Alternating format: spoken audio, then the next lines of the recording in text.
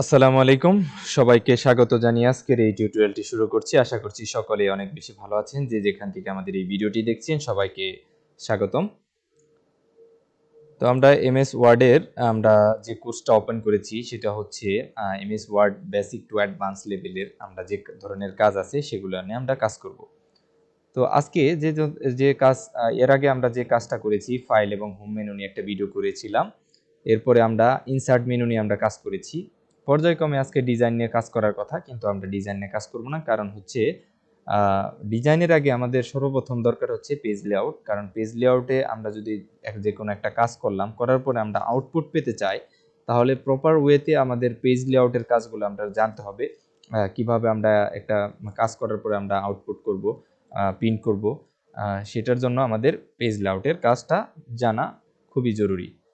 তো আজকে যে জিনিসটা জানবো সেটা হচ্ছে পেজ সেটআপ, প্যারাগ্রাফ আর অ্যারেঞ্জ, তিনটা টপিকস নিয়ে আমরা কাজ করব।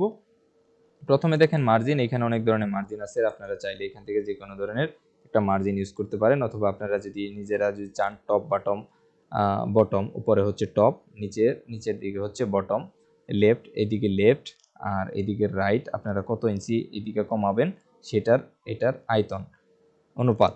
আর এইখানে দেখেন ল্যান্ডস্কেপ, আপনারা যদি এখানে ল্যান্ডস্কেপে চাপ দেন দেখেন এটা ল্যান্ডস্কেপ হয়ে যাবে।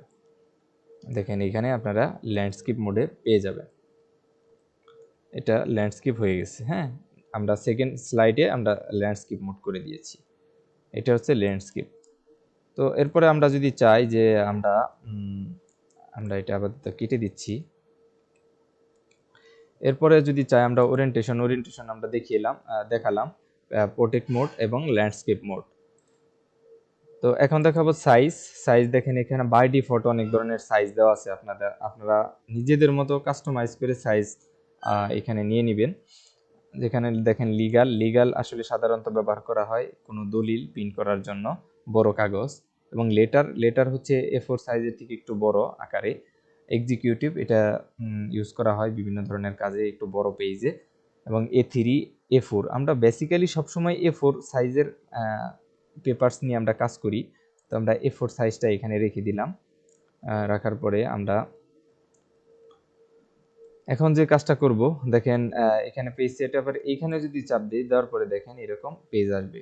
আবার যদি আমরা মার্জিনের এখানে যে আবার কাস্টম মার্জিন যায়, তারপরেও এখান থেকে এই পেজটা ওপেন হবে। আবার যদি এখানে সাইজে যে আবার আমরা মোর পেপার সাইজে যাই, তারপরে আমাদের এরকম একটা পেজ আসবে। সো এখান থেকেও বের করা যায়, আবার প্রত্যেকটা থেকেও আমরা বের করতে পারবো। এখন যাব আমরা কলামের কাজ। ধরেন আমরা এই লেখাটুকু সিলেক্ট করব এই পর্যন্ত, করার পরে আমরা কলামসে যাব। এখানে 1 কলাম 2 কলাম 3 কলাম, আমরা যদি 2 কলামে দেই দুইটা কলামে বিভক্ত হয়ে যাবে। এরপর যদি আমরা চাই মোর কলামসে যাব, আমরা আরো কলাম বাড়াবো। তো সেক্ষেত্রে যে কাজ করতে হবে, এখানে ধরেন আমরা 3 কলাম দিলাম, আর কলামের মাঝখানে একটা করে লাইন থাকবে, আমরা লাইন দিয়ে দিলাম। আর লেখার স্পেসিং এদিকে কত হবে, আমরা 0.5 দিলেও আপনারা চাইলে একটু বেশি দিয়ে দিতে পারেন, আমরা দিব না। আর এইদিকের আয়তন কতটুকু হবে, এটা হচ্ছে উইথ বরাবর। আমরা যদি এটা আর একটু কমিয়ে দিই, তাহলে এটা একটু চেপে যাবে। সো এখানে আমরা যদি ওকে দিয়ে দিই, দেখেন এটা খুব সুন্দরভাবে এখানে শো করছে। এটা হচ্ছে কলামসের কাজ। আপনারা যদি বেশি প্র্যাকটিস করেন, তাহলে এই কলামসের কাজগুলো আপনারা খুব সহজে আয়ত্ত করতে পারবেন আশা করছি। এরপর দেখেন ব্রেকস হচ্ছে আপনার পেজ ব্রেক করতে পারেন। এই পেজটুকু আপনি ব্রেক করে অন্য পেজে চলে যাবেন। দেখেন পেজটা ব্রেক করে চলে গেল। তারপরে আমি যদি এখান থেকে আমি পেজ ব্রেক করতে চাই, ধরেন এখানে এটা ব্রেক করলাম, দেখেন সেকেন্ড পেজে চলে গেল।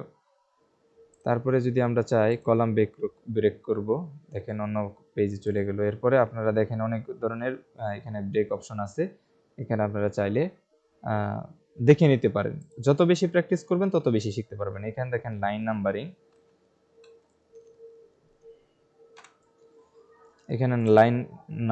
এখানে যদি লাইন নাম্বারিং অপশনে যান, দেখেন অনেক ধরনের অপশন আছে। এখানে আমি যদি কন্টিনিউয়াসে যাই, কন্টিনিউয়াসে থাকবে। যদি লাইন নাম্বারিংয়ে দেই, দেখেন ডিফারেন্ট অর, এখানে নিউ পেজ আমরা দিয়ে দিলাম। দেওয়ার পরে এখানে যদি আমরা দেখেন সেন্টারে দিয়ে দিই, তাহলে সেন্টার থাকবে। এখানে যদি আমরা জাস্টিফাই করে দিই, জাস্টিফাই হবে। এটা হচ্ছে লাইন নাম্বারিং এর কাজ।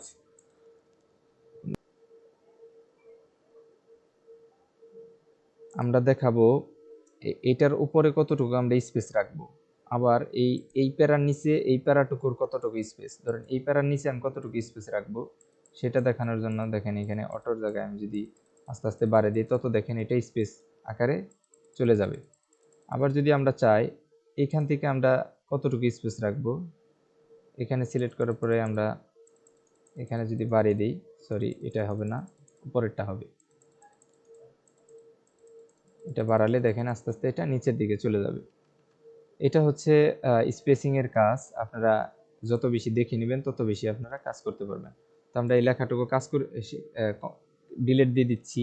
এরপরে আমরা অ্যারেঞ্জের কাজ করব। অ্যারেঞ্জের কাজ করার জন্য ধরেন আমরা এখানে একটা ড্র করলাম, সাপোজ একটা ড্র। তো এরপরে যদি আমি আরেকটা পিকচার এখানে আমি যদি নেই, দেখেন যে কোনো ধরনের আমি একটা পিকচার এখানে আমি আনলাম, আনার পরে আমি এটা একটু ছোট করে নিলাম বোঝানোর স্বার্থে। আর এটা অনেক সময় দেখেন মুভমেন্ট হয় না, এটার জন্য শর্টকাটের হচ্ছে এটার মধ্যে ক্লিক করবেন, দেখেন এটা এখন যে কোনো জায়গায় আপনি চাইলে মুভ করে নিতে পারেন।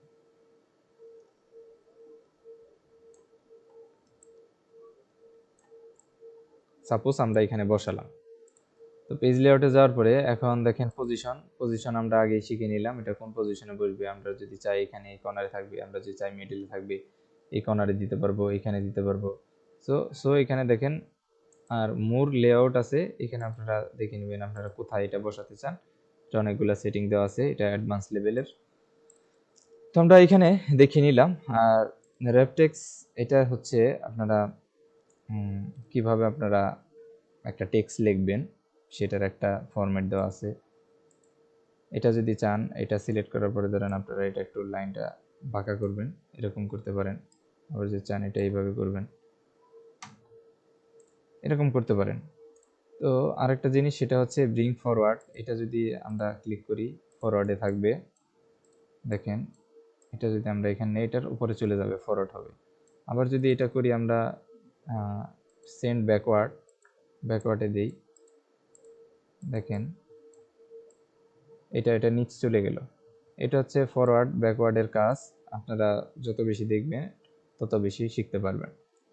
তারপরে সিলেক্ট প্যানেল, আপনারা কোনটা সিলেক্ট করবেন অথবা হাইট এবং শো করতে পারবেন এটা সিলেক্ট প্যানেল থেকে।